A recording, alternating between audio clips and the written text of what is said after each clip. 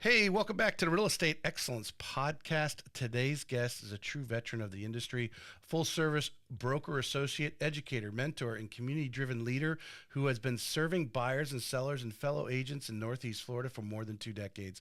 She leads the powerhouse First Coast Collective team at RE/MAX Unlimited in Ponte Vedra, where her focus is simple: deliver exceptional service, take the stress off her clients, and build a legacy through mentorship and meaningful relationships. She's built seminars to educate her market, a mentorship program that's shaping the next generation of agents, and a reputation of one of the most detail-oriented and trusted advisors in the region. Whether she's navigating transactions, coaching new agents, or exploring local neighborhoods with her family, she leads with intention, integrity, and passion. Let's welcome the standout leader in Northeast Florida real estate, Sarah Olson, to the show. I can't wait to meet her. It does pretty good, doesn't it? I know. Wow. Welcome. Neat. I'm glad you came down. I haven't, I'm trying to think. Well, I did have Andrew Michael on. He was with RE/MAX Unlimited when I first started because we were friends and I needed people to come in for the show. Yeah. That was over 200 episodes ago. Wow. So I don't think he's there anymore. no, he's I took his office. This is he's with EXP.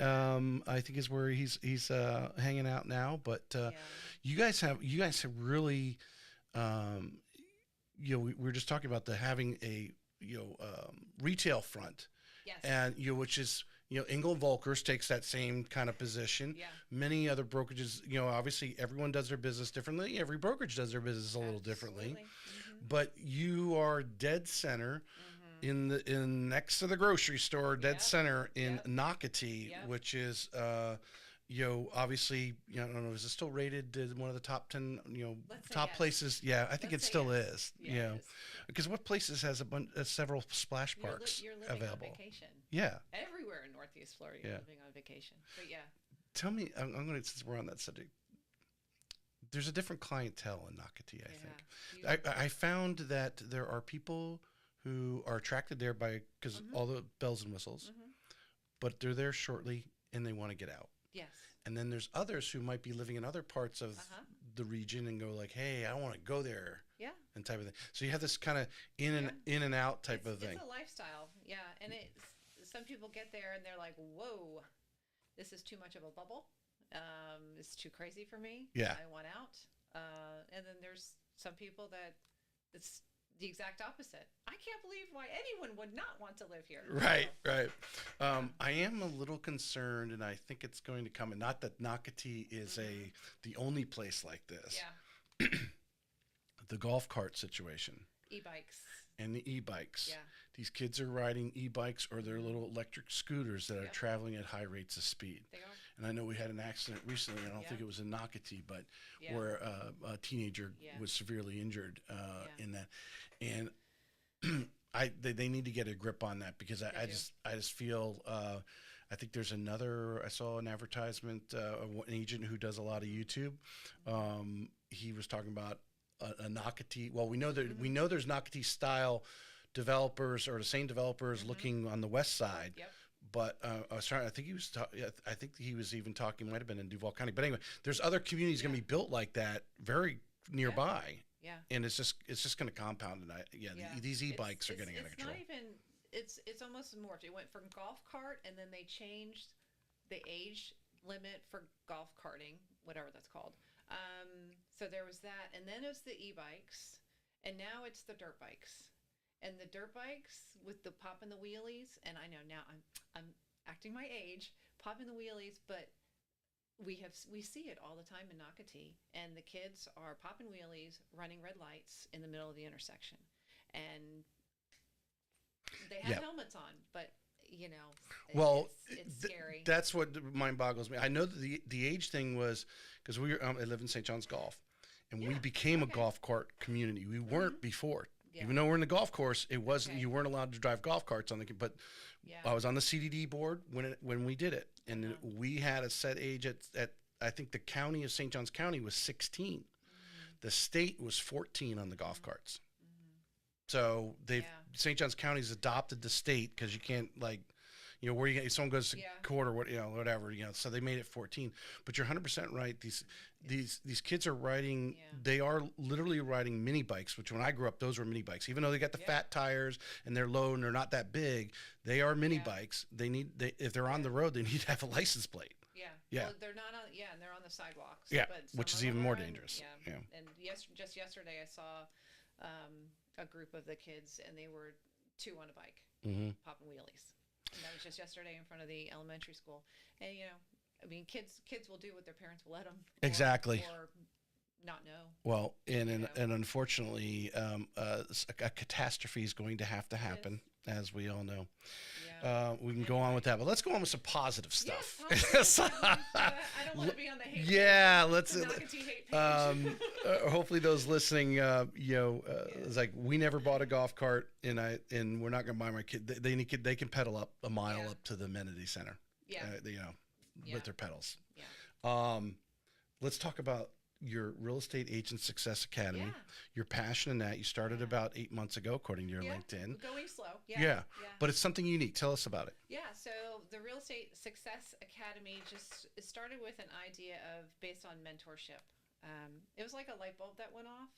I'm a great mentor. I'm a great team leader, mentor. People can come to me and ask me any question. I don't care what brokerage they're with or whatever. And I've just found that that's really what I'm good at. It just comes natural to me to have conversations with people, meet them where they are. My story is different than your story and that person's story. So I thought, you know what, maybe I want to get into teaching. I might want to get into real estate teaching. So long story short, I called the board. It's like, okay, how do you be an instructor? It's based on experience. So I got my instructor license with the state of Florida based on merit transactions, blah, blah, blah. So I got that. And then I learned that you have to, in order to be an instructor, you have to hang your hat with a school. So I'm like, okay. So I start calling some schools. I'm like, oh yeah, we could take you. You have to, audition. Any materials that you come up with, we own. I'm like, that doesn't work for me. Called the state again. I said, okay, how do I start a school? And they said, okay, this is how you start a school. I'm like, wow, that was really easy. And so anyway, morphed into that. But I have found throughout the cycle of 20 years, 25 years in real estate is that there's a lot of coaches out there. It's Tom Ferry, Brian Buffini. I've been coached by all of them. Jason Pantetta, social media coaches. And they all coach their system, their tools, their scripts, their methods of moving people into sales. But also with coaching, they want to keep you in coaching. So there's no end. There's like, something's not working for you. It's a subscription. Yes, something's not working for you. You need to do more cold calling. You need to do more door knocking. You need to do more things. Right. But real estate is an entrepreneurship. I did not come into real estate right out of college or high school. I had a career before real estate. And becoming an entrepreneur is not the same set of skills as having a W-2 9 job. to 5, yeah. Yeah, and you learn. And what I've learned after all this time is like, oh my gosh, having a business is no different than anything else, but you have to have, there's like the foundation, the pillars of being an entrepreneur. You have to budget. And most real estate agents have no idea what they're getting into. So they have their class, their license, then they sign up with a brokerage, and now the fees start coming. Oh, I wasn't expecting that. Oh, I wasn't expecting that. And then there's CE, and then how do you budget for changing markets? Every year, wherever you are in the country, your market has a busy season and a slow season. And most real estate agents, like here in Florida, come October, they take a vacation. Well, that's not when I take a vacation because I have learned that what you do in the fall bears fruit in January and February. So once you start running your business like a business and you understand how things, ebb and flow, and you can budget yourself, your finances for your family, right? Everything's separate. it's not always easy, but it's easier. And then I just realized, like, oh my gosh, that's why I'm in business for 25 years, because I've done. I mean, I have been the ups and the downs, and got out for a You little while. outran the runoff. Outran the runoff. Yeah. And then after a period of time, you start seeing things like COVID. No one saw COVID, right? But you could see things change that say, oh, whoa, I've been here before. You know, this booming market happened in 2004, 2003. And now now it's almost like I wouldn't say it's a 2008 total again. replication. Obviously, I got in the business in mortgages in 05. Yeah. So I was there, you know, seeing this, you know, peak of, prices. And my parents were living in Naples at the time. Okay. Talk about, you know, peaking, you know, some of these, like, how can a house sell for that? You know, go for it. Now, if you still own that house that you owned in 2005 and 6, you now exceeded that. Yeah, but that it took a peak. long time. It's taken 15, 20 years, you know, 15, 20 years to do Yeah, there. it took a long time. Actually, I'm going to have you pull the mic just a little bit closer to you. So I wanted to, before your whole budgeting thing reminds me of something you and I were talking about before the show, where I was putting all the data from the, from the different shows into this metadata spreadsheet that it's creating for me, because it'll create a nice spreadsheet for you, all organized. You don't have to sit there and, you know, be a Excel pro at it. Right. But like you're saying, the trends, or you have realized over time that your efforts in the fall pay off in January and February, where obviously in a lot of the country, we know half the country, more than half the country, because it's cold, nobody wants to move in January, February. But Florida, people still do buy and sell homes. So, but when you start inserting all that data in telling an AI, ChatGPT, or any of the other AI models, to like, so let's start creating the spreadsheet. Let's start creating this data. Now, I will say this, I've learned this from ChatGPT.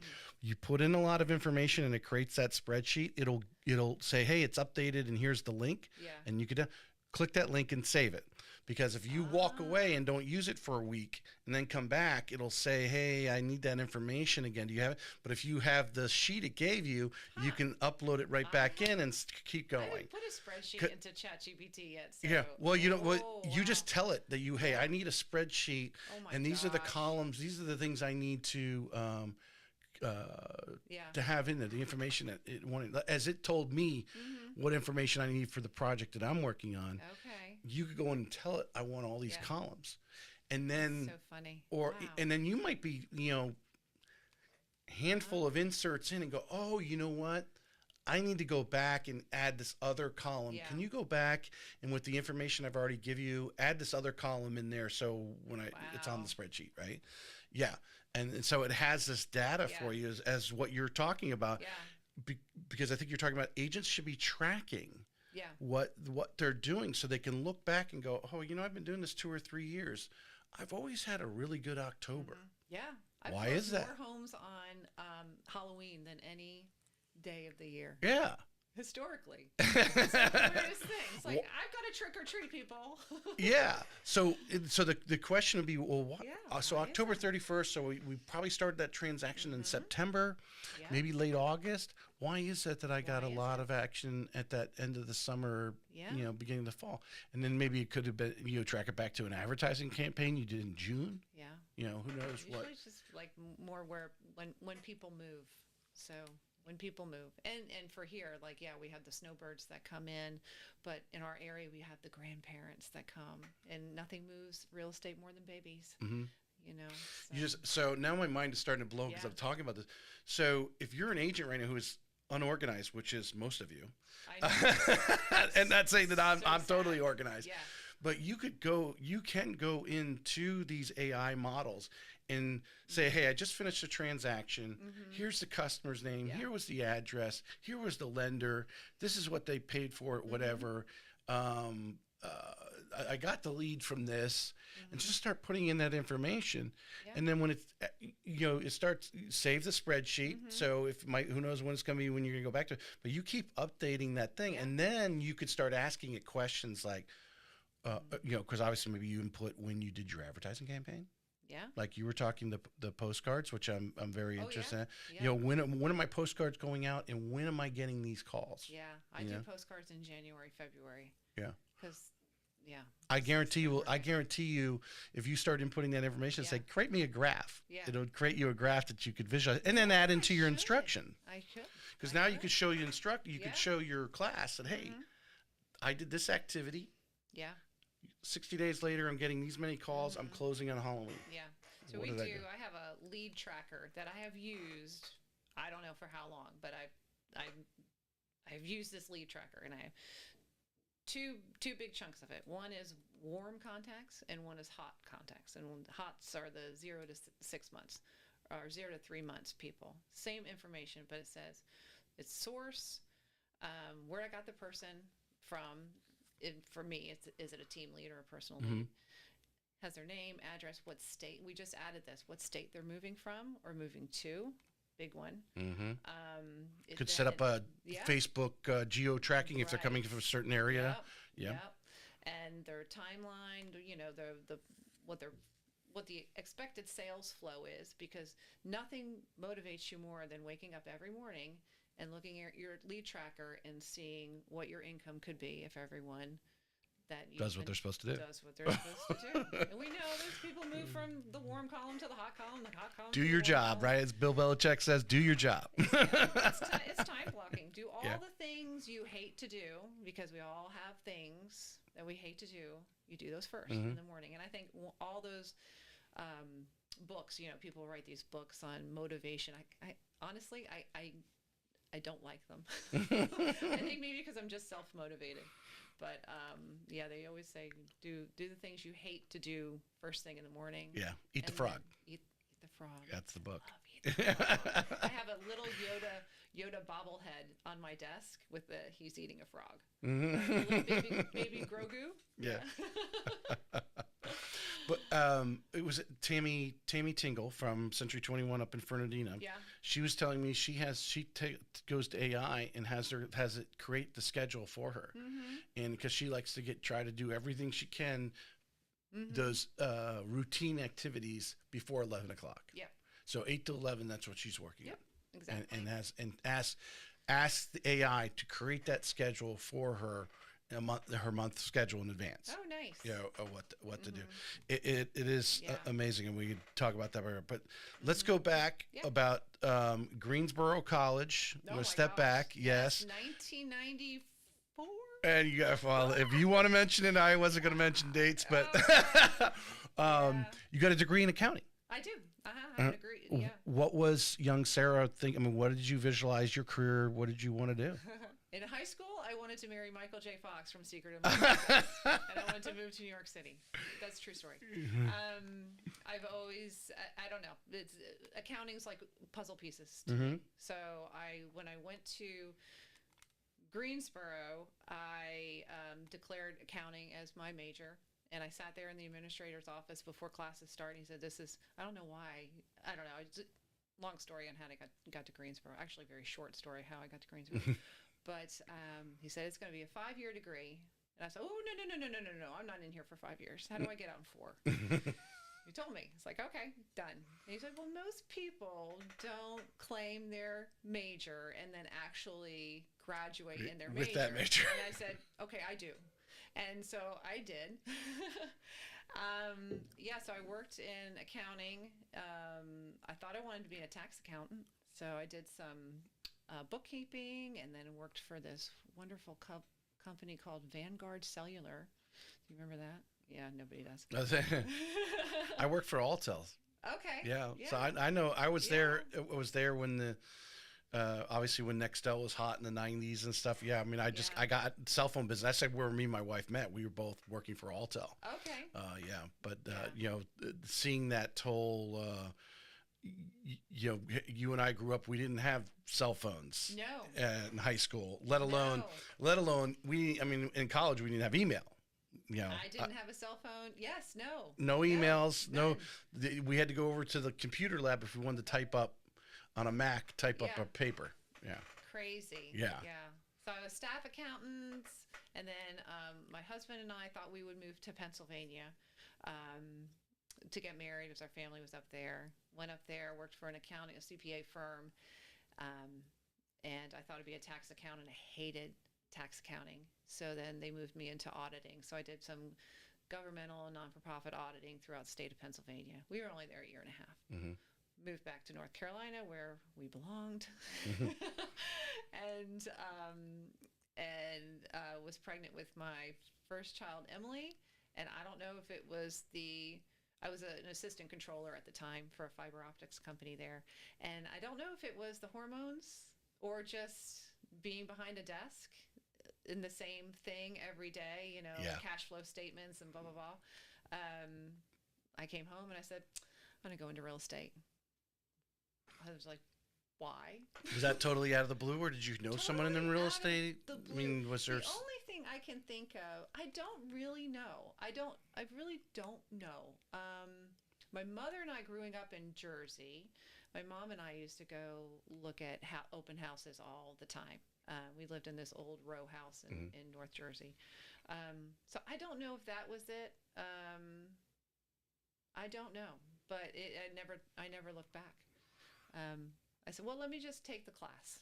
Took the class, passed the class. Well, let me just take the exam, passed the exam. I'm like, okay, let me just leave this high income job and be an at-home mom and be a real estate agent. Right. My husband's like, okay. Yeah. Well, I noticed, according to your LinkedIn, which you have a decent LinkedIn, which unfortunately most agents do not, I will say. If there's any one thing, people say, well, of course, everyone wants to sell the high-end real estate, right? If you ask any agent, they all want to be out in Ponte Vedra at Sawgrass, whatever, and say, you have to have a LinkedIn profile. People are searching you, and you've got to have something there. You do. And it's not that difficult because it's very static. Yeah. The date clicks when you're at your present month every month, right? How long you've been at the present job, it clicks over automatically for you. You don't have to change that. You just put in the start date. But anyway, you have a good LinkedIn where I was able to go in and really get a feel for what you're doing, because you get started. You're Rookie of the Year, which I want to ask you about that. Yeah. And then you transition to opening your own brokerage, Leap, right? Yeah, Leap Realty. Yeah. So tell the Rookie of the Year. Yeah. You come in, I think this is a challenge for most agents, whether this is their first year or third year and they feel they're struggling. What do you think you were doing, or did you meet someone that you mentored under? What was it that really got you off to a good start? I would say at the time, Coldwell Banker had an incubator program. So they did teach me things, open housing, door knocking. So they taught me skills, tools. But really, the Rookie of the Year was going to open house. And then I can talk to lots of people. So how can I say this? It was just going to open houses and meeting people and not being a pushy person. So I don't know if that's just ingrained in me. Well, was this the town you grew up in too? You were back in North Carolina. Now I'm in Winston-Salem. Oh, you're in Winston. Okay, so you didn't grow up right there. Okay. So we took this little hiatus to get married in Pennsylvania. It was a mistake. Came back. So Winston-Salem is where I got my license in '99. And the Rookie of the Year was just doing open houses, and you have floor time. So actually back in the day, before cell phones and people could find what they were looking for, they would actually call a real estate office. They would see a for sale sign, and they would call the phone number. And behind the desk of the other side of the phone was some real estate agent in a little cubby answering questions. Right. And I just very quickly learned how to have a conversation with someone. Answer their question. Don't. Whoa, what are you doing? What are you doing? Oh, I got let's get in the car. Let's get in the car. It wasn't like that. Well, I think the key to that too is also answer the question, but with a positive, I'm going to say, spin to it. Yeah. You don't want to be like, no, you don't want to live there. No, you wouldn't like that. Yeah. That's a turnoff. But I've got some other areas that I think you might like. Well, that's the thing. When you go to an open house, yes, you're helping the seller by doing your open house, but then you quickly learn that most people don't. Most of the time, you're not selling the house that you're doing an open house. Although my colleague Nicole does it all the time. I don't know how she does it. You have to ask her. But you're there. Hey, here's a product. Thanks for coming in. How can I help you? Where are you in your journey? And just being this counsel of Yeah. service. You're service, and that's one thing. I tell people, I tell my agents all the time, I have never sold a house in my entire life, and be like, what? Never sold a house. Service your customers. The sales come because that's the service, that's the output Yeah. of what you're doing with your. With Well, I your think clients. even through I'm not even going to say the HGTV group.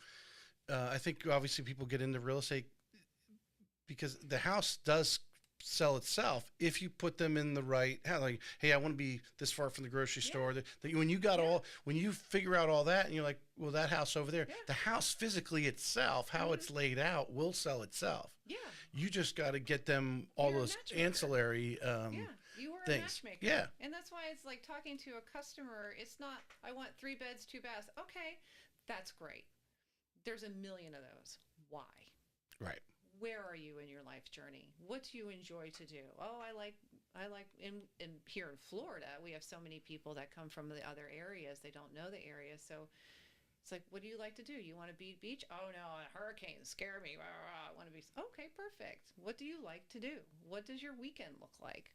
Do you travel? Yeah. And then you can then help them, or at least craft the story. What do you like about your house in northern Michigan so much about right now? Are you ready to rip off the Band-Aid and change everything? Or would you like not move my cheese so much, and you still Right. want to keep the same kind of characters? I know when I moved from North Carolina here, I wanted a Florida house. I wanted a house that looked like the Golden Girls. So anyway, it's just different. But.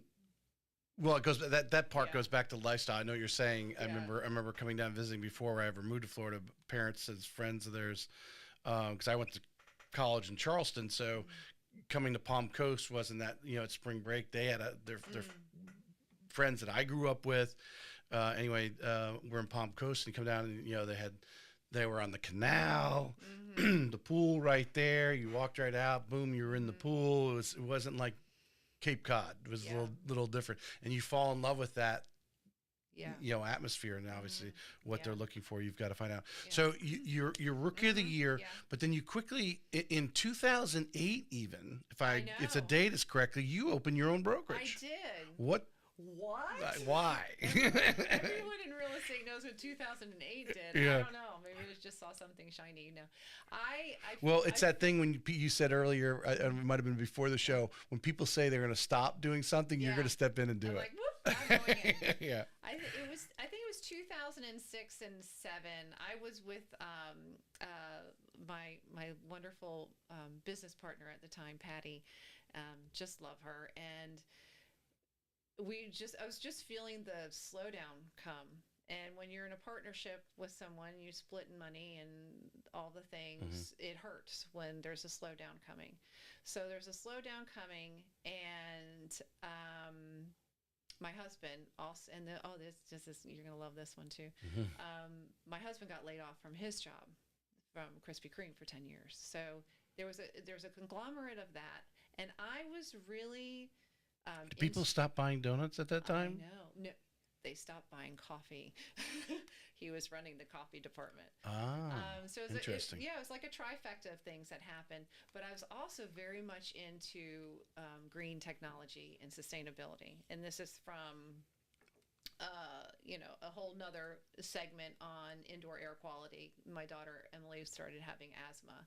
So once we figured out what was causing her asthma, which was actually the house that we were living in, I went on a green freak, dived right into indoor air quality and house construction.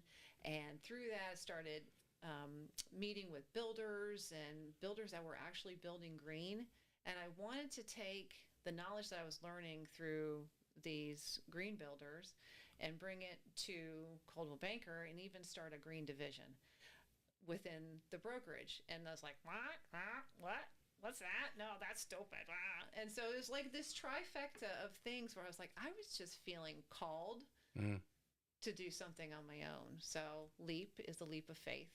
There's a lot of things happening all at once. And what do you do when everything's happening all at once? You spend lots of money on a marketing company and you leap. And that's what I did. So I started Leap Realty, and my husband helped me build it. And that's where that's when my LinkedIn kicked in. So how do you build you have a group of builders, okay, and you have a group of environmentalists. Haha. Mm-hmm. Wow. Wow. That's like West Side Story. Keep going. I'm interested That's here. like West Side Story. Yeah. So, but I'm like, the builders aren't bad. There's a whole group of builders that are building houses with SIPs, structurally engineered panel systems, and geothermal. What? And foam insulation, closed cell and open cell. And so I'm learning all this, and I'm like, builders, these are your people. These are the environmentalists, and nobody's not going to stop building houses, but you can build better houses. So how do we bridge the gap? So created the Triad Green Building Alliance. So I started being on education there. Started bringing in the Piedmont Environmental Alliance there, and I found a networking group because I'm a very social person. So I said, well, there's got to be a networking group to build all these gaps, to bridge all these gaps. And I found Green Drinks. I don't even know if it's still out there, but Green Drinks is a networking group for people of like-minded interests just to come together. And so I built that, and I started that. So LinkedIn became who do I know that can help me help the builders, help the environment, bridge the gaps of all those wonderful things. And hey, guess what? I'm a real estate agent. So I started working with a lot of builders in 2008, 2009, 2010. We were doing great. 2011, we were doing just fine. So we held in 5 years because I had a niche. And no one knew. Most real estate agents did not care, did not want to educate themselves. But then they started being like, hey, you know what? This makes sense. I'm interested in what you know. I'm interested in learning. And so maybe that's the education part of it. It's very much into learning and education. And then, hey, once you know what you're talking about, now you've got confidence, So there was enough, and I can see that in that area, especially that time of, the greater North Carolina, greater Charlotte. I think everyone would put Charlotte in the middle of all that. Yeah. Of that kind of, I don't even know how to describe. I don't want to say they're environmentalists because that's not correct, but just that generation. Yeah. That is coming in, and now people are starting to talk about this, right? Yeah. Obviously I don't know when Tesla put out their first vehicle or whatever, but because when you were telling that story, I was thinking the electric vehicle and all that. Yeah. You're starting to generate this green generation. They're starting to think these ways. And it was unique. It sounds like you had enough of these builders within a reasonable distance of you to work. Because obviously, if they're 100 miles away, it's just not going to pan out. The builders mostly their backgrounds mostly were engineering. They come from an engineering background. What I found is that they did not have a real estate agent voice, somebody who understood what they were doing, how they were building. And green is green. Green saves you money. It's not about being a tree hugger. Well, I think the negative side, would you agree or disagree with this? The negative side is, unfortunately, a lot of the green sometimes costs you more up front. It costs you more up front, but it pays itself back. And if you're there long enough. Not maybe today. Yeah. Back then, not so much. Right. And so so I had the voice. I would probably agree with that you're probably right. Not because you make that statement. I think when it first came, I think what has happened now is they see this niche market, and this is just a perception. They see this niche market of people who, say someone buying a Tesla. Now it's got huge technology and it's all that kind of thing, but there's this niche market for it that are affluent professionals, and they're saying we can get the best dollar at them because they're so passionate about having an electric vehicle, or in this case, a green home. They'll pay more for that. Yeah. That's true. Yeah. That's true. So then they start raising the prices. But anyway, that's but this is really interesting because, I don't know if I've had anyone, but to really narrow down, and that, I think we often get that question when we go to these sales seminars, like, what's your avatar? Right. Yeah. Well, who are you? Who is your ideal customer? Right. Well, I mean, you're in sales. Anyone who wants to buy what I'm selling, that's my customer. Right. Exactly. But in this case, you got into the passion, your daughter's situation. Yep. That's what fueled it. Yep. And you dove in headfirst into this and really went after it. And we're fortunate, obviously, some things lined up for you, having builders who are willing to build these homes. Yeah, and not list for sale by owner, which is what they were doing before me. So right, you were able to, customers were able to find you, and you can lead them to those guys, type of thing. Yeah. Right. Now the problem is when you're in so much of a niche. Now I was still doing other real estate stuff, and we ended up having two offices, one in Greensboro and one in downtown Winston-Salem, which were Main Street, center, retail front, which I think I was the first one ever to do that in that area. Oh, we were using tablets. I was all electronic. This was before cell phones. Maybe Crackberries. Tablets. We were doing all of that, but the builders ended up moving to the bigger bulk of my business development. So, what happened to builders, and then that's when 2010, 2011, and the builders started drying up. Yeah. And that's when I don't think people realize I was, and I've told this story before because it was a couple of years ago.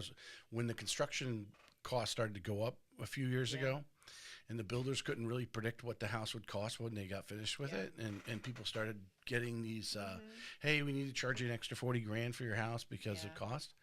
People don't realize that prior to the 2007-8 collapse, if you look back the previous years, obviously in 2007-8, building went down. Yeah.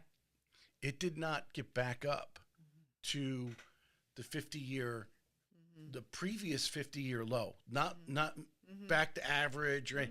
The previous 50-year low. It went below the low and did not get back up until like 2012. Yeah. Yeah. It's crazy. And that's a low. Yeah. And fighting to it. So that's not surprising there. That's why I was so really interested in seeing that. She went open her brokerage, and now to hear that you went really niche, because you didn't tell me, hey, I went into foreclosures. I started working foreclosures like everyone else tells me. That would have been the smart thing to do. Yeah. Yeah. I will tell you, I'm starting to learn about that now. But, so what are some of the things? Because in here you make another slight move. I don't think it's as not as obviously not as big as Leap, your Leap of Faith there in 2008, but you hear your story of what brought you to Jacksonville, but you end up starting, the First Coast Collective, right? Right. Yeah. First Coast Collective in May of 2020. Yes. Yeah. So we moved to Jacksonville. My husband hey, honey, this is great. Go get a real job. I mean, that's the conversation in 2012. So in 2014, he was offered a job here in Jacksonville, and we're with our two daughters who are now halfway through 5th grade or 6th grade and sophomore in high school. Hey girls, guess what? We're moving to Florida. Yay. So we moved here to Florida, and of course I didn't have my license here in Florida. I had a realtor here. Agency is different here than in Florida or in North Carolina. I didn't understand agency until I got to the closing table, and I realized that I wasn't represented by a buyer's agent. My agent was a transaction broker, and I went, whoa. So anyway, that kind of ticked me off. How do I get my license in Florida? So I did that. Immediately went to go work for Berkshire Hathaway in Ponte Vedra. Again, I'm one of those people, I don't know where I want to be here yet, so I called the owners of Berkshire Hathaway and had a meeting with Linda and Christy, and they were wonderful. First, I thought maybe actually I would go into corporate and take what I had learned and maybe can transfer it there. Mm-hmm. They said, no, go get your license. So I went, got my license. Came back. So, all right, I got my license. Where do I go? They're like, well, Ponte Vedra, Mandarin, what are you thinking? So I went to Ponte Vedra, and I love them. They're actually all my friends still today in Ponte Vedra. But what I learned there is I didn't know anybody. I had no database. So it's if you have no database and you've got no place, it's hard. So I said, you know what? I know real estate. I don't need to learn how to practice what I do. I just need the phone to ring. So a friend of mine at Berkshire Hathaway said, hey, I'm moving over to Remax in Jacks Beach. You should come. No. I don't want to keep moving around. No, you should come. It's a large team. Team was new. It's like, team. So You didn't really experience that in North Carolina? No teams, no more partnerships. So I was always like a one-on-one or had a couple people leaned on each other to cover. Right. No, not team. Not the teams were just starting to take off, or maybe they hadn't. I hadn't paid attention. But so I joined Remax Watermark in Jacks Beach on a large team, and the phone rang. I'm like, oh, this is perfect. This is all I need. They did a lot of Zillow calls, Zillow leads. They taught how to handle a Zillow lead, which is different than working with an online lead is much different than someone that you know. Mm-hmm. So navigating that was perfect. And then COVID hit. So that's moving forward. So that's 2020. Mm-hmm. COVID hit. And Remax Watermark, I'm not sure if they went, folded or what happened there, but we saw the team was starting to dismantle. Mm-hmm. And my friend and I moved over to Remax Unlimited. So that's where that happened. And maybe a year later, the First Coast Collective was dreamt up. And so it was a small real estate team. And all right, so I'm gonna. This is where I think anyone listening, I want to really do. We'll probably get some really great reels out of this. Not that we haven't got some good reels already,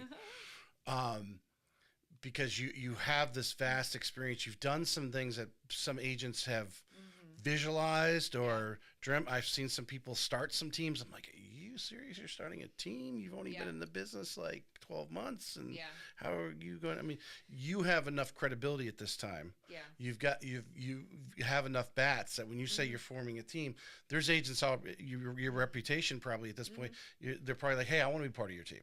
Yeah. Yeah. That's sort of thing. So I think one of the first challenges, obviously, in the experience, but you had already owned your own brokerage, and who you're bringing on there. Now you're going to start a team. Mm-hmm. Are you a little selective of who comes on that team? Very. Yeah. Very. Yeah. It's a personality. Keep going. It's a personality thing. My logo went out behind you. And I thought a light went out. Yeah, there it goes.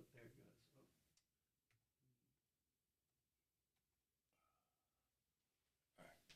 Go. So Selectives on a team. Selective on a team, but I'm also like a yes girl. Like you come talk to me, and you got a cheerful personality, and all the things. I'm like, yeah, let's do this. Let's do this. Mm-hmm. So I have a small team right now. It's actually just me and Nicole. Mm-hmm. We had some transition over the last year, 2 years back, but we had 4 people total. Catherine went to go work for Toll Brothers, which is where Catherine belongs at Toll Brothers. Mm-hmm. with just because of the slowdown. It was May of 22 when the rates started to go up, and I think it kind of has shocked. And of course, now we're at the highest rates in 25 years. Yeah. And the other gal, left to focus more on her family. So we are going to be expanding our team by the end of this year, but we're still working on it's. I'm a giver. Like, I want people who work with me, I want them to make as much as they possibly can. Like, I want them to live a long, wonderful, comfortable life doing what they enjoy. But you also have to work. You have to show up to work, and you have to do the hard things. And I'm very, very fair from the financial part of my team. Like, if I'm giving it to you, then it's different than if you earn it yourself. But our team meetings and our training is all about you earning it yourself. So I would much rather, what do they say? Teach them. Yeah, I want you to be so you can be on your own, but not want to be, because I thought you were going to say, you can feed a man a fish, but if you teach him how to fish, he can feed himself the rest of it. But don't leave my pond. Right? So, yeah. Because having seen some teams over the, we moved here in 2009, so I've seen some of these teams and seen obviously things come and go. And now that I'm very in touch with a lot of the agents, some of them I've had on, and then they're creating teams and then moving teams and stuff. There's a lot of it's a challenge, because like any broker. And you've experienced this, and if you're not adding value to them, they're going to find somewhere else they can go, whatever that value is. Whether it's leads or just educating them, or whatever it is. If they're not getting that regular flow, now of course there's always the agent who could survive wherever they're at, because they're just going to go get it themselves anyway. Right. Yeah. And it's the decision fatigue. So most people will move and find a different home because they're spinning their wheels. There's something wrong with their process or their system. It can't always be money. And I can tell you this because I can look at the different brokerages and the different splits and the different transaction fees, all the different things. And the grass is not always greener. It's almost just like moving money. I promise you, like Remax or Coldwell Banker or Berkshire Hathaway or EXP, even the Florida, cloud-based. The Florida Homes Realtor, the 100% commissions. You start looking at the money and you're like, okay, but where's the support coming from to grow your business? What are the tools that you're getting? What are you paying for? And what are you putting into it? It's all pretty much about the same. No matter where you are. What do you think is the biggest challenge for growth for an agent? That's doing all the things. They're getting business. But there's certain things that are always pulling them back. What are some of the things that you've noticed over the years? Some that is the difference between an agent, whether they're doing in this area, 6 or 7 million to be doing 15 million. Yeah. Self-sabotage, is that such a thing? You could label it that. I would say so. I have my ideas. People have heard my show. They know I've expressed this all the time. So I'd say it's they don't have the right system or tools. So you've got to have a pillar. You wake up in the morning and what do? You work with a customer. I said that the process of working with a customer from point A to point B, the process of buying or selling a house from point A to point B is the same. For you, for me, for Joe Schmo, for your Aunt Sally, It is the same. It is the personalities and what you bring to it that makes that transaction different, that process different.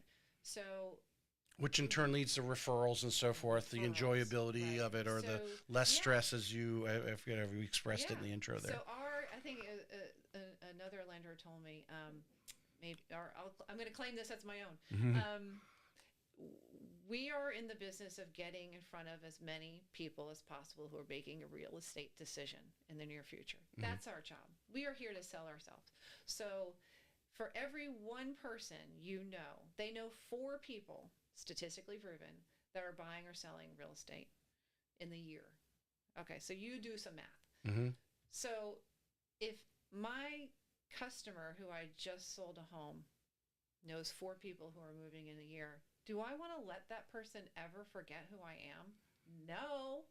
Do I want to ask them, just keep in top of mind throughout their conversation, throughout the year? So you're never let your customer feel like, oh my gosh, I should read you a text from a customer. Oh my gosh. Go for it. Want me to? Yeah, go. Yeah, why not? So back in Winston-Salem, I had these groups of lovely New York ladies. Now I don't even know when this was, but she tracked me down and she called me last week and she goes, "Oh my gosh, Sarah, you were so hard to find. All I remember was your name, Sarah, and you worked at Coldwell Banker." So I called. Anyway, 30-minute That was good. conversation. The Caldwell Banker actually was a good accent on that Caldwell Banker. Coldwell Banker. And so she tracked me down. She called Coldwell Banker. The lady was so nice. Shelley Lang, if you're watching, thank you. She found out my last name because she couldn't remember my last name. And of course, Denise goes to the Google. "You're so beautiful." I'm just going to throw that in there too. Anyway, after having a conversation, she texts, and I said, "I absolutely love that you remembered me and tracked me down, yada, yada." She said, "Oh, no, Sarah." I want to put her accent in here. "You made an impression on my life, and a positive one, and whoever I have in my life are individuals that God intended me to meet. There are no coincidences in life. Sarah, everything is planned." I hadn't spoken to this woman since I left North Carolina. Mm-hmm. And even before that, it was probably, 2008, 2010. Yeah. And she's ready to sell her house. I mean, I don't know. I don't want to toot my own horn. I totally have faith in exactly what she said. I totally agree with that. But anyway, coming back full circle, it's a relationship business. So if people are spinning their wheels, they need to talk to more people. Mm-hmm. And don't count sales. Like, "Oh, I need to make this many sales." I tell my agents, forget the sales. Face to face, you're making appointments. Your job is to make appointments. And the easier it is for you to make an appointment, the sales will come. All right, I want to take this to the next level, because what I find is, and again, any of my listeners, they've heard me say this 1,000 times, and there's that many ways to solve this problem. Maybe not 1,000, but there's a lot. They're getting the referrals. Yeah. Whatever it is, they're doing the right things out there. Like you said, the transaction's great. They've got that person who's now their billboard out there talking about them. Hey, you need to use Sarah because she did what a great transaction she did. They're getting the business in, but there comes a point where they're still hitting that lid because they can only do so much. You've been with some brokers. You've had your own brokerage. Now you have your own team. What are some of the tools that you're doing that you have pushed off or allow other people to do so Sarah could be doing more of what that person's talking about? So last year, because I don't think, maybe I am a control freak. Last year I hired my first one. My first one ever. Wow. My first one in all these years. And it's part-time. Part-time marketing manager. Okay. To help me do the things that I needed to do. So I like beautiful marketing materials. I like social media things. I'm not good at social media. I don't ever want to be good at social media. It's just not something I want to do. Does not bring me joy. I want to do things in my life that brings me joy. That's working in my business. So we hired our part-time marketing manager who helped us put my vision. And you know how long it takes to do stuff, like to make a flyer or a beautiful listing presentation and put all the words and beautiful. It takes forever. Yeah. It takes forever. Well, because we're not doing it all day long. No, neither should we. Yeah, I mean, when someone is just that's pretty much what they're doing, and they're doing. Oh, they know how to. Oh, I know where that is. Click over here. Boom, boom, boom. Yeah. In 10 minutes, they've got it. A finished product. Yeah. Finding someone that can take your vision and make it a reality. and then you can take that to do your business. So if it's phone calling, if it's Natalie will send us a list of all the anniversaries, our client anniversaries every month. We have a beautiful postcard or beautiful note card that we handwrite a note, but she puts it all in front of me. I don't have to think about that stuff. And it's all time management. So working smarter, not harder, working more efficiently with your time so you can be doing the things that are income producing. Let somebody else do the other things, even if it's just calling your online leads to check in. Hey, I'm calling for Sarah. What can I help you with? Where are you coming from? Right. Oh, you're coming from Michigan. Oh my gosh, fantastic. Blah, blah, blah. And then keeping some notes of what you talked about. So the next conversation, because maybe they're not ready at that point. Something's delayed them, whatever. Yeah. And then, and then asking those other questions. So you're talking to Billy Sue in Michigan who's moving here. Hey, you got any friends that are thinking about moving here? Oh, yeah, well, I got some friends, but they want to move to Naples. Oh, let me talk to them. I can hook them up with a great agent in Naples. Right. So it's just expanding on those conversations, asking question.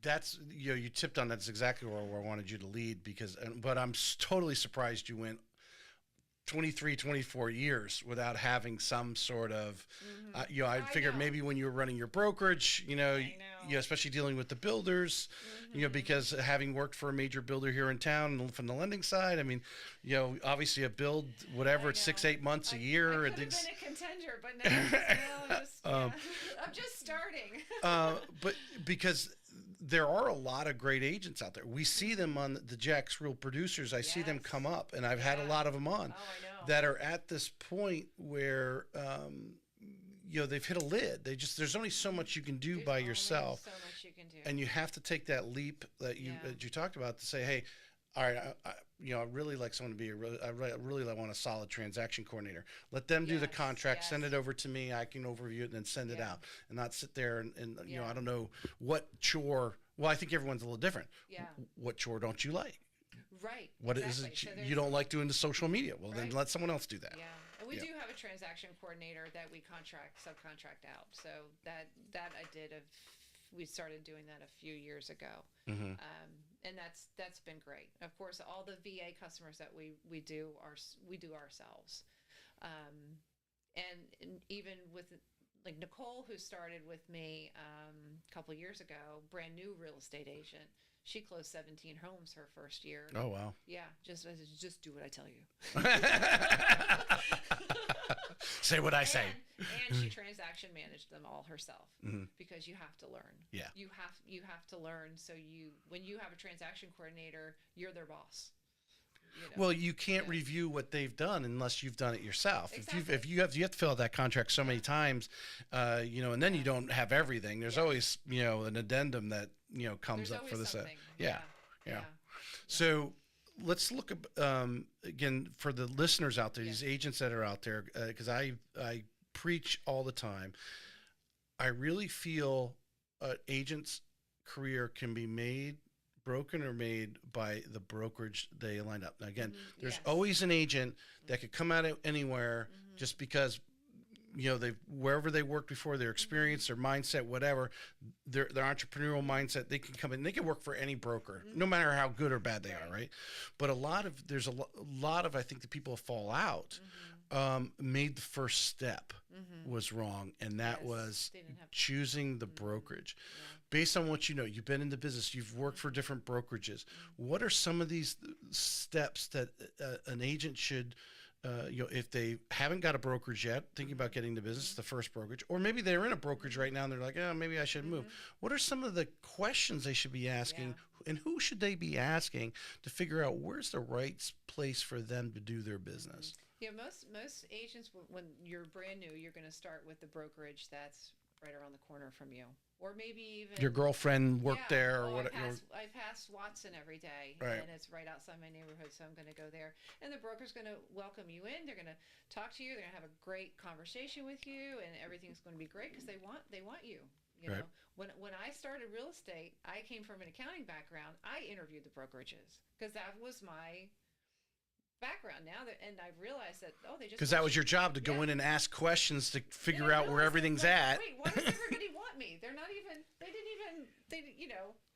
I don't even come with anything. Why do they want me sitting here? Wait a minute. Right. No. What are you offering? So a list of questions. It's your personality. It's understanding what they're offering. How are they going to train you? Are you going to come? And again, meeting the agent where they are. Does this person need a mentor? Are you better fit for joining a team and getting your, getting your feet wet through joining a team? Are you going to be more of a solo player? So it comes down to understanding who you are as an agent individually, and then matching that up with the brokerage. So like at my academy, we go over all of this. And then I have 4-page interview questions to ask your broker that goes right down to the nitty gritty. And then pros and cons of all these things. All right, so I love this now. We're on to something now. Yeah. This is the chord I strike. You said something there a moment ago. You've got to know what you need, right? Because that's where I think people fall short of. Mm-hmm. They see someone over here, maybe a friend of theirs, boyfriend, girlfriend, whatever, over here doing business really well, and they're like, "Man, I want to do what they're doing." But you know what? They like getting up at 5 o'clock. Yeah. They love cold calling, whatever it is, right? And that's not you. You don't like cold calling or door knocking. So you're going to do your business a little differently, which there are other ways to do this. There's many ways to do this business. There is. That's what the beautiful thing about it. There is. And you've got to come to that kind of conclusion, like, hey, I've got to go on a diet. Are you going to go on the diet or not? Mm-hmm. Because everyone wants to go on a diet and everyone wants to lose, but no one really, are you really going to make that commitment and then keep it off? I think it's the same thing when you're in this position of like, who am I? Yeah. What do I need? How do I want to do business? Because I guarantee you, if I do business one way and John over here, and I'm like, hey, John, I really like your business. I'd really like to get into real estate and do my business like you. But John does stuff that I don't like. And you have to come to admit, like, hey, but John's going to tell you what you're thinking about doing is not necessarily right, but that's in his world. He doesn't see your vision. Right. Your vision is doing business this way and trying to find that brokerage or that team that is close to your vision. Yeah, it's a cultural fit. It's a personality fit. What they're offering, how they train. If they have a mentor, when I first started interviewing back in the day, one of the things I found was. We don't have a mentorship program. This company, we don't have a mentorship program, but we have some seasoned agents that, may help you. Mm-hmm. Well, may help you is not. That's funny money. May is not a good. Right, word. If they like you. That's like me hoping that I'm going to have a good year. Yeah, I'm just going to sit here and hope that things happen. Yeah. So it is. So I do take a different approach to finding your home in brokerage. For a new agent, or maybe even just evaluating where people are. Right. And I'm we can have all the finances laid out. They're offering me this. This is the financial structure. This is how I'm going to get started. Some companies won't let you hold an open house until you've been through their training program. Right. That's great. If that works for you. If it doesn't work for you, then that doesn't make any sense to do that. Some teams will, you join a real estate team. If they'll have a new agent, they might want you to be on your own first. But the team, if you're joining a team and you're a new agent, you're going to be paying to join a team. Does that make sense for you? Yeah. So, yeah. Well, to understand that that's part of I think a lot of people lose, we were talking the other day about, lending and like hard money. Yeah. And, hard money right now, basically the going rate is like 12%. Mm-hmm. People are like, whoa, hold on a second. They're looking at the house you're buying, how much money you're putting down, and then telling you whether they're going to give money. They don't really look at much else. No. So that's the cost, and the cost that they can write a check like at that moment in time. Mm-hmm. You're not having needles stuck in you and your teeth pulled to get a loan. Yeah. But that's the cost of doing business. Mm-hmm. And to get into the business, like you said, if the team is the way you're doing, you've got to there's multiple people on that team. Maybe they're doing lead buys, all these things that you got to pay for it somehow. And we're all in the business. Yeah. We're not nonprofit. Exactly. None of us. And now the fortunate thing is, it's not like you're having to write a check every day. It's off what they help you get. There. So it's a pay for play. It's a pay for play situation. And I think the people out there come to the realization of that, because they're already looking, I'm going to get my X percentage of that. No, you're going to get that X percentage minus this, and because all the things. But you're also not paying for a for sale sign, and you're not paying for or putting it on a credit card. Yeah, you're not paying for a website. You're not paying. The expenses of your entrepreneurial business are being funded by someone else. Yes.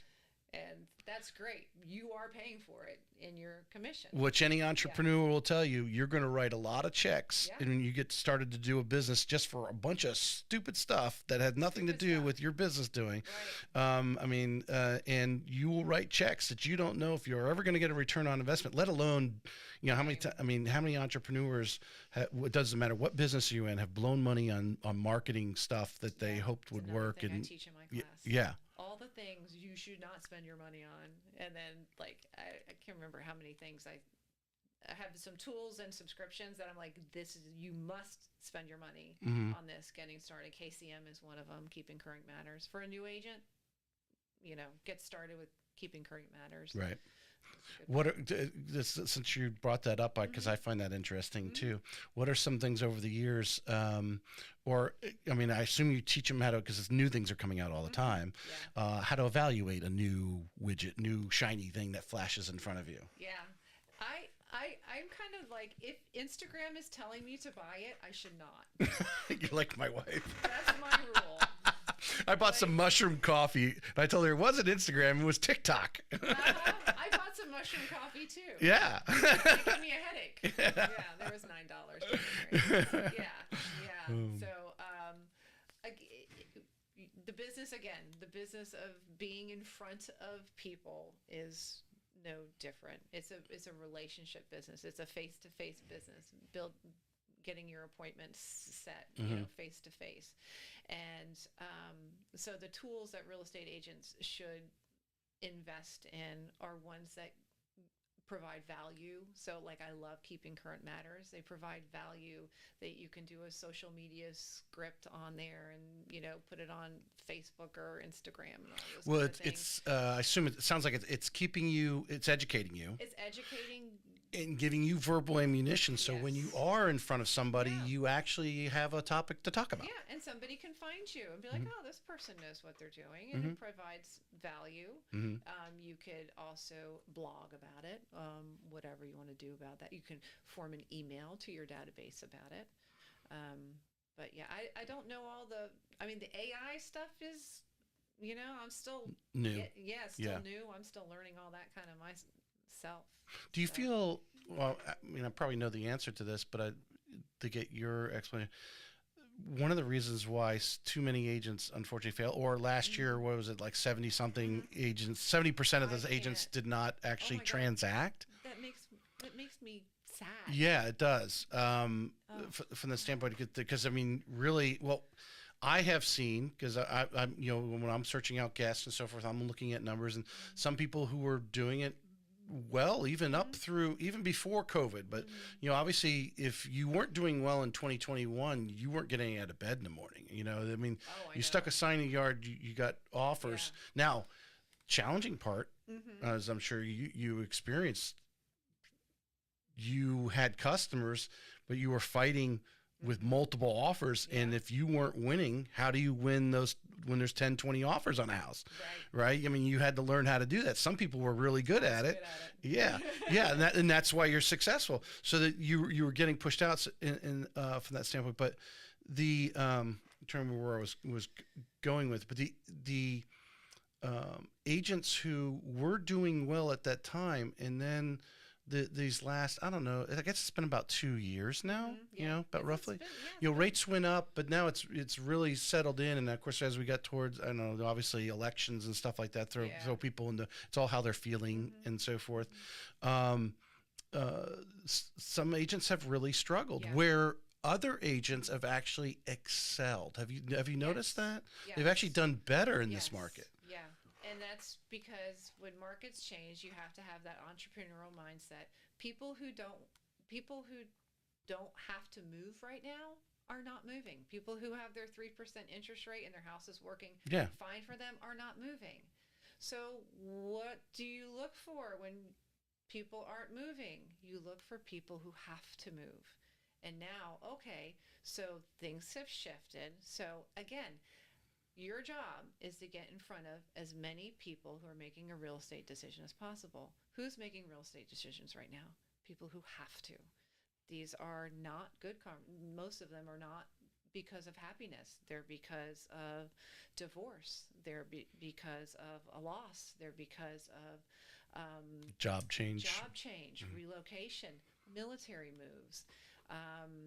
So people whose families are expanding and whose families are growing. Now the sandwich generation. So now my in-laws or my parents are coming to move with me, and oh my gosh, we have a 3-bedroom house. This is not going to work. Right. So these are and these should always be people that are in your circle of business. But now sometimes when the market shifts, it's like, oh my goodness, yep, we got to do this. And that in 2008, 2009, that's when some agents who were extremely successful got into foreclosures and short sales because they saw it. They're like, okay, the market is shifting. The people who are buying and selling are shifting.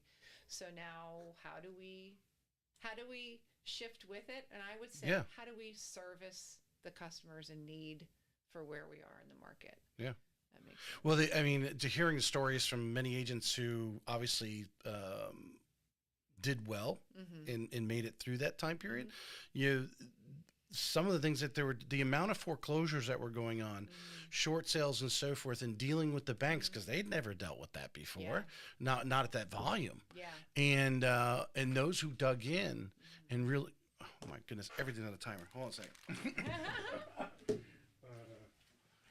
And we'll be I can't wait till I'm out of this office. We'll be right back. Yeah. I thought I reset it as you sat down because it goes for 90 minutes, but we haven't been talking 90 minutes.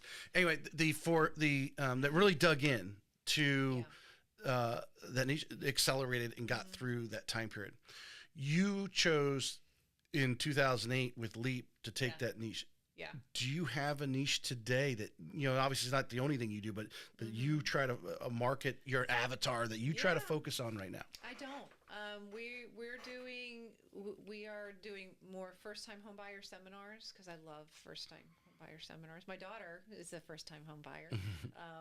She bought last October, so always first-time home buyers.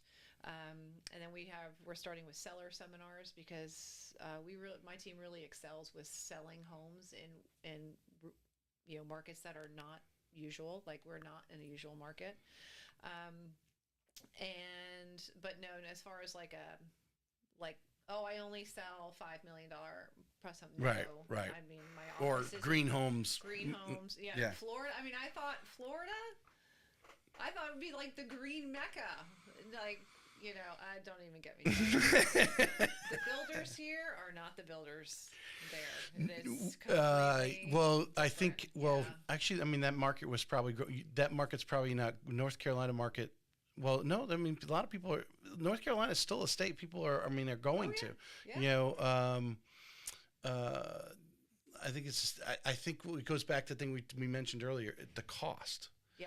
That, I just don't believe the products that cost to build the green home cost that much more.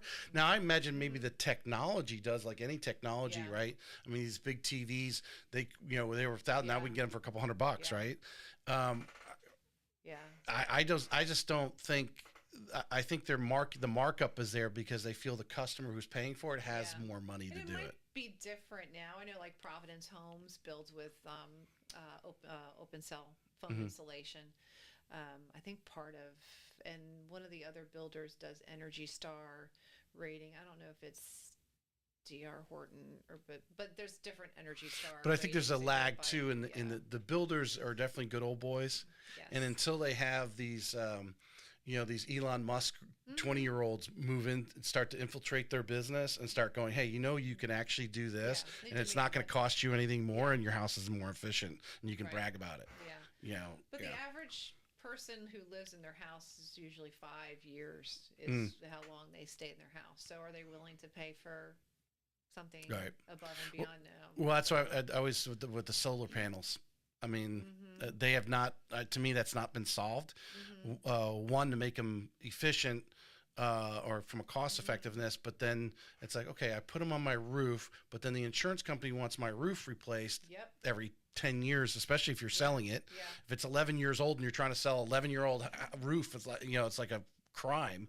But I got solar panels on top of it too. Now what is this? I don't know if geothermal. If you can't do geothermal in Florida because of the what's under the ground is more sand. I don't know. Is that geothermal? That's your green stuff. That's amazing. But anyway, I digress. We got right back. We went right back to. It was something else, and there was something else I wanted. Well, niche was the one. That was the. Don't have a niche here. Yeah. No. There was. Let's see if there's anything else on the. Oh, I wanted to get this in here and try to get this in a couple minutes because I wanted to talk about grit. We talked about it before show. Yeah. And the love, laughter, and consistency. Yeah. You've been doing this long enough. You've seen agents come and go, a lot of them, I'm sure, over the years, for not being able to persevere for whatever reasons. Right. But tell us why you love real estate. I love it because every day is different. Every day is different. Like I don't know if I have ADHD or what, but I keep a routine. But I'm meeting new people every day, and you never know what's going to happen. Like Denise calling me last week. Like it's like whoa, and things like that. There's little miracles that happen in this business, and it's really because of the people that just come in. So every day's different. I'm always learning because the industry changes, and then I've been in it so long that you start seeing cycles. So it's just I'm not behind a desk. Yeah, I can go to the grocery store at 2:00 in the afternoon if I've got no appointments, and that's where I need to be. Raising my kids, I was able to have a wonderful, being that working mom, but still in car line for hours and hours, and then learning that, hey, from 3 to 4, I have a standing appointment, and no one needs to know it's car line. Car lines in ball fields. Yeah, you're out there, you're marketing out there because you're out there, and people start talking to you. Jacksonville Jumbo Shrimp sponsoring the Duval Medical Society tonight with my Remax shirt. Exactly. Yeah. The second part is laughter, and I prepped you a little bit because there had to be some times when there was some lows. Oh yeah. Yeah, we're really questioned whether why you should be a real estate agent. Oh, I'm always tell us about maybe one of those times, and then now obviously you're laughing about it because you're thinking about it in your head right now. Yeah, there's a million of them. Yeah, tell us one that really got you down, and then how did you persevere through it? I would say, oh gosh, the 2010 that was one. Like just being like, oh my gosh, that building had almost come to a halt. Yeah, building had almost come to a halt. I have a distinct memory in COVID, 2020 or 2019, what 2020, where I was laying on the couch and I hadn't showered and I hadn't brushed my teeth, and it was probably 2:00 in the afternoon, and I'm laying on the couch and I took a picture of a selfie. And I sent it to my friend, and I said, "The world is coming to an end." And I swear it was like maybe 5 minutes later, the phone rang, and somebody wanted to go see a house, and I went, "Oh shit, I got to get up." And I really felt like this is it. Yeah. I'm gonna have to go get this. Oh, I hate saying it. I'm gonna have to go get a real job. Like. I have a real job. Put your pants on, take a shower, go show this woman a house. And then 2020 was like, it's crazy. Yeah. Yeah. Yeah. There was a reel actually this morning. I got it with TikTok or Instagram or someone, and someone we know, well, keep the name out of there, but it was the reel. It just said, keep, you know, keep moving forward. Yeah. Don't quit. And you had that moment. And then he reached down and threw a phone call at you. Yeah. Someone needed to go see a home, and then it totally changed your trajectory. You know, because I think for sure, I mean, we know there are people that use COVID as an excuse to get out of this business. There's people last year that used this buyer broker agreement to get out of the business. Oh my gosh. Yeah, which was. Oh my gosh. Which, the buyer broker. Don't even get me started on that. You remember what got me back into real estate in Florida was buyer's agency? Yeah. Buyer agency. I mean, hello. We've been working buyer's agency our entire life. Yeah. Yeah. But you have just having a conversation with your client. What's so amazing, and again, some Ricky Caruth, and then James, who spoke at RE Bar Camp. Both of them were talking about this week, because I think an article came out, and they like to put the article behind them in the reel, and they're talking about the article, but about how agent commissions have not gone down. And in some places, if you actually are tracking earlier, some agents will tell you they feel they're getting more per transaction because of that whole buyer broker agreement. Let's just say, did you work for free before this NAR settlement? Yeah. No. Do you work for free now? No. Okay. Will you please tell your buyer that? That's buyer's agency. I think it's made people rise up to the occasion. Yeah. And now they're actually having that buyer broker agreement, and they're actually are talking about me. So there's no animosity afterwards, because it's afterwards is when they have the animosity. Buyer, oh man, I can't believe they sign and buy the home, but then they're bitter afterwards. But now you're prepping them, going, hey man, this is how this works. I'm gonna be my wife and I. She's got a listing, and the house is not that old. But the garage, somebody had parked a car in there, was dripping some oil. We went out and luckily the house is totally empty right now. We're trying to sell it for this gentleman, and we went out and we painted the whole garage. I mean the floor. We went and put the coating on the floor and everything. Now it looks like like a garage you moved in. They just built it, right? And I mean those are the little things we do. We spent 6 hours doing that the other day, amongst many of the other things. And you could probably go on, whether it's cleaning toilets, cleaning. There's all these things, prepping them. Yeah, exactly. Yeah, we could talk about that forever. Yeah. I leave that for the real shit in real estate. I mean, I've had some lows this year. I mean, it's been a challenging year. I've had some lows. I've had some listings that haven't sold. So it's not all sunshine and roses, roses. Even for any top real estate agent in the area, there's always going to be somebody that catches you off guard. And how do you navigate that and push forward? Be like, okay, I'm putting you in this bucket over here, and I'm going to move over here. And again, when you're sticking to your system, you've got to have a system. Yeah. When you go off of that system that works, and you go off of that system, that's when things. And then most of it's a lot. You can't measure it anymore. A lot of times, and to get back on track. Yeah, a lot of times we let that system go when we're working with friends. Yeah. And family, and that's when you've got to be the same for everybody. Same system for everyone. My LLC, the C is consistency. Now, imagine this has changed over the years. Different markets, different situations. North Carolina versus Florida, whatever. But is there anything that you've molded that over the years that you're consistently been doing in your business, whether that's on a daily, weekly, monthly basis, but you do it all the time because it moves the needle? Every day. I do the same thing every day. Obviously, wake up, go do a little. When you come into your work, you're calling 5 people that are in your database. You're looking at your my lead tracker is like really the Bible. Who do I need to talk to once a week? Who do I need to talk to every day? People who are looking for houses, you're looking for houses for them every single day. You're calling your past clients like 5 a day, and you're writing personal notes. Whoever comes to your mind, you're writing a personal note for them, and you're staying top of mind. You work out, and I mean it takes about an hour for me. I was going to ask you that. What is that? What you put about maybe hour and a half, depending on an hour and a half into that. An hour and a half into that. And if I don't have appointments for the rest of the day, maybe I spend more time on it. Mm-hmm. Now, That's it. do you have a system that feeds that to you? How are you? I wish I brought it. I have this book. It's paper. It's called The Organized Agent, and I love this paper book.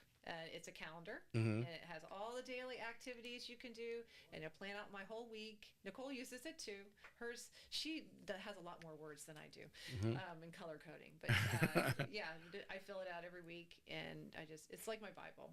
But it's called The Organized Agent. I love it. The people you're calling every day, obviously someone who's hot, like they're ready to make Yeah, they're ready to make people are something in your happen. search. They've called you. I'm moving here. You've got them on a search. You're just waiting for a house to come up to make an appointment, or you're saying, "Hey, you know what? Let's just go make an appointment." So you're paperly going in there and say, call Well, John and that's my Sally. lead Call John and tracker. Sally. So I Call have John. my lead tracker is my Google form, Okay. my Google Drive. I'm connected. We have tabs for all the agents on there. But that's my hots. So those are people who are my active listings. So active listing every day. So you just go to hot. I know I got to call those people. Yeah. I'm calling them until you take them out of the hot. Yep. Or I'm looking for a house. Mhm. I was like, okay, look on the MLS. Is there a house that fits their needs today? If so, text it to them when you want to go see it. Listings, the same thing. Any new activity in their area that would have an effect on that listing. So a new house that popped up that's priced $10,000 less. I want to know it today. I don't want to know it next week. Are there open houses in that neighborhood? Do we need to do an open house this week? So every single day, and that consistently just takes like an hour. And it's doing what you mentioned earlier. You're talking to people. You're interacting with people. You're reminding them you're in the real estate business. Whatever. I'm here every day, and you're doing that because I think again go back to the thing whether it's birthdays, anniversaries, and those things. I mean, there's all these CRMs that already tell you all that. Yes. You just got to get the information. Which you can go on Facebook. Half the people have their birth date in there. You go on their birth. I mean, do you use social media to stalk them a little bit to kind of maybe have something to talk to them about? Kind of like I stalked you this morning, and sometimes, yes. I mean, you certainly can. You certainly can. Yeah. The graduations are happening. Wishing somebody a happy graduation. Once you start being in the business now I have how many people bought a home from me last May or ever every May, ever in May. Happy anniversary. So, you're calling them, hey, I'm going to send you a real estate review. So you have a system for a real estate review. So you're not spinning your wheels. You're always doing, there's always something to do every single day. You have to time block, you have to make a plan for it, and then just keep to that plan. And I tell new agents too about just building your database with mortgage lenders. And when you become a new agent, everyone wants to know who you are because the referral, home inspectors, they all want to know the realtor. But okay, so, and I'm going on a tangent here, but that's great. I'm a real estate agent. You can do home inspections for me. What can you do for me? Who do you refer your friends and family to? Or how can you put me in front of? Exactly. So it's and again, that's actually a great question. I was talking the last show we kind of got into that a little bit because I feel the agent is the pinnacle. It is the housing industry. The agent is the pillar to it all, and they do have the ability to refer out. But and people may think this selfish because I'm in the mortgage business. Why are you referring 3 people? Because to me, you have no credibility when you do that, or you have less credibility. Tell me who your number one person is. This person's going to get it done, and you're going to have. Now, I can give you a couple others if you feel you need to shop, but this is my go-to person. That go-to person, if they know they're the go-to person, they're going to give back. If they know they're just one of 3 or one of 5, or maybe sometimes you refer because you're not really good at controlling your client, you're not going to get much return thing Right. because it's a shot in the air for them. Right. You know, it's like, okay, you know my name, and you know Yeah. so to really create those relationships. I mean, you know, over the Yeah. years, you've probably gone in and out of different. You know, Yeah. people were good for a while, Mhm. and then you know maybe whatever this life Yeah. happened, and they lost interest in doing that business really well. Yeah. You know, that kind of thing. But how those relationships Yeah. have really made the wow, like you described, the stress Mhm. less Right. transaction. Yeah. Yeah. Yeah. It's a relationship business. Yeah. It is. And we use building your database as far as, you know, your vendors, in ways of, okay, Mr. and Mr. Home Inspector, because home inspections I'm speaking about, because there are Mhm. differences. We have some that are mold specialists. We have some that are independent. We're some cost friendly, budget friendly, and some who are not budget friendly. But what are some ways that we can reciprocate? And usually when I say reciprocate, that is hey, how about this direct mail piece that I'm getting ready to do? Exactly. Can we co-brand it Exactly. and have a good message on it? Now as an entrepreneur, I'm offsetting my business expenses while providing value Mm-hmm. and in a strategic partnership. And or maybe there's a seminar that we can do together. So I have seller seminars that I do, and those are sponsored by a title company. And the title company will Get into that a little bit. Yeah. Let's finish with that. I know Okay. we're running. We can talk forever, but try to keep the show to a little. This is probably actually the longest. Well, not the longest show. Close to it. I want to be the Yeah, longest. yeah. There was one that went really on, but you said homebuyer seminars and seller seminars. Yeah. And I think being in Nocatee, that's the seller seminar. I think would obviously. Yeah, I mean, I don't know the homebuyer, the new first-time homebuyer. What are some techniques you use to actually get butts in the seats? so it's hooks. So our first time home buyer seminars, we've been doing them for a long time, but we the last few months we just changed the hook. So 5 mistakes first time home buyers make and how to avoid them. Mm-hmm. Now we got butts and seats. So it's trying to figure all of that out, Mm-hmm. but a clear message on designed to the audience. So first time home buyers are cost. How much does this cost? Mm-hmm. How do I do this? They're also very open to understanding how a buyer's agent helps them. I mean, my first time home buyers they're sponges. They're just like, And if they got a father-in-law who thinks he's for sale by owner, go out and do yourself. Don't pay. You know, yes. not understanding how the agent is actually compensated. Well, that's all part of our questions. Yeah. Who else are making the decisions behind the scenes? We would like to know your deal killers up front. Yeah. So we can head them right on. And I do. I always say, That's is mom good. and dad in town? I would like them to come to the home inspection.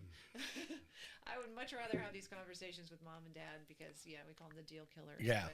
And the seller seminars is the same thing. It's a challenging market. And people think, who would go to a home seller seminar? I don't know. The 3 people that showed up last time.